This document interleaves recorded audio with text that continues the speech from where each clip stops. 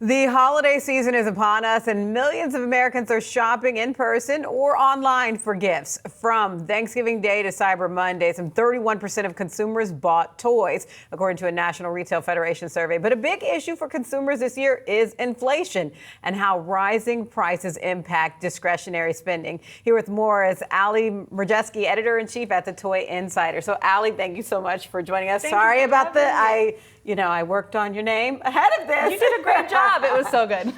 All right. So let's talk about kind of the state of the toy industry today. We led into this talking about how inflation is biting into consumers' wallets and where they can spend. Where are you seeing that in terms of the impact on toys? And I know we have some toys here. We'll get into what's hot and what's not next, but go ahead. But the industry overall, we're using 2019 really as a benchmark this year because the pandemic really skewed 2020 through even up to the third quarter of 2022.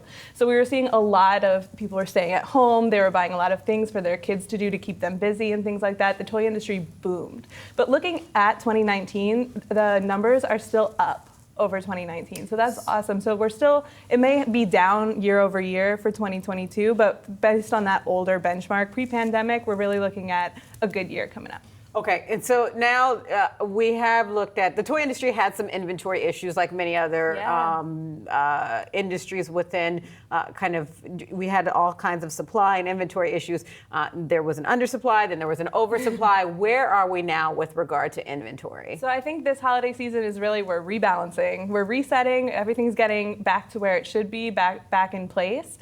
We are looking at some of the hotter toys for 2023. We're actually delayed a little bit because the retailers were trying to get that old product that was overstocked off their shelves, which was also pretty big for discount retailers like TJ Maxx and Big Lots and things like that because they were getting all of that overflow. So it really actually opened up a lot more places to buy toys, I think. So what's hot this year? So what's hot this year? What's great is that everybody's on a budget this year, right? Everything here is under $30, so that's amazing. We have games that are super popular. This is pigs on trampolines, which is so fun. You can bounce those pigs. Okay. Yeah, comes with 3 trampolines. You have to try to bounce your pigs in there. We have some plush toys like the Pudgy Penguins plush buddies and Bum Bums from Jazzwares. These are both under $20. They're collectible plush and different characters. We have some retro toys coming back like Strawberry Shortcake and Rainbow Bright collectibles, a Light Bright that is all touch instead of pegs, which is amazing, and even some interactive pets like Bitsy from Spin Master, which is it's $30, and you have this cute pet that you can interact with that kids are absolutely going to love.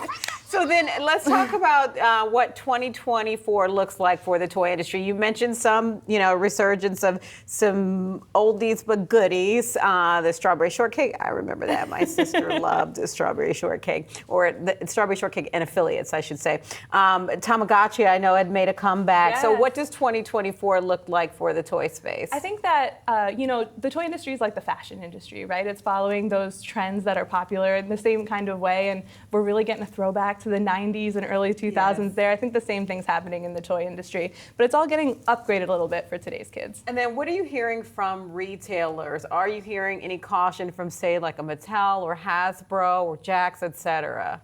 Yeah, well, they were all expecting a much softer holiday season this year, just based on informal numbers coming out of October. But I think that, Black Friday and Cyber Monday numbers really surprised the industry a lot, so a lot to look forward to for the holidays. And then how does the toy industry compete with electronics? For instance, I noticed that kids younger and younger are not playing as much with toys like this at a younger age compared to, say, back in the 90s or early 2000s. I know that as a mom myself. Yeah, and I think that really parents and grown-ups are the ones with the buying power, right? So I think that they're actually looking for ways to get kids away from those iPads, to put down those screens for a little bit, or even to integrate it into playtime.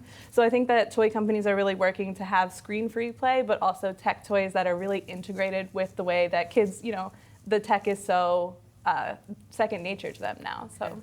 Yeah, I got to figure out a way to get my kid off his iPad. Maybe more Legos are in order this year. All right, Ali Mierzejewski, Toy Insider Editor-in-Chief. We appreciate your time today. Thanks so much. Thank you.